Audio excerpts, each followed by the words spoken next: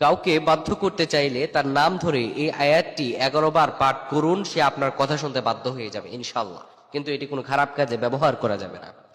আগে বলে দিচ্ছি, অনেকেই আমরা চাই যে আহ, আমরা কাউকে ভালোবাসার মানুষকে অন্তত আমার বাধ্য হয়ে যাক, সে আমার কথাবার্তাগুলো শুনুক। তো আমরা অনেকেই আমাদের বিভিন্নভাবে মনের আশা আক্ষেপ থাকে। তো কোনো ব্যক্তি এই আয়াতটি যদি তার নাম যখন আপনি পড়বেন, এই আয়াতটি আপনি তার নাম পড়ার আগে 11 বার পাঠ করবেন। এই আয়াতটি হচ্ছে কি, ইন্নাল্লাহা ইয়াসমাউ মাইয়াশা। এই আমলটি আপনি করবেন, কিন্তু এখানে কথা হচ্ছে এটা হারাম কাজে ব্যবহার করা যাবে না। অনেক ফোন আসে, বলছে হুজুর আমার স্ত্রী পরকীয়া আসক্ত। অনেকে বলে হুজুর আমার স্বামী প্রবাস থেকে অন্য নারীদের সাথে কথা বলে।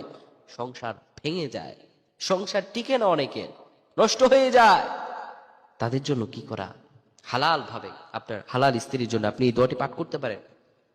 আপনি কি বলছেন, ইন্নাল্লাহ, আল্লাহ ইসমাউ মাইয়াশা, আপনি যাকে ইচ্ছা তাকেই শোনাইতে পারেন, আপনি যা ইচ্ছা তাই শোনেন। আপনি যদি এই আয়াতের এই অংশটি, তার নামগুলো ধরা, এই আয়াতটি প্রথমে 11 বার পাঠ করবেন।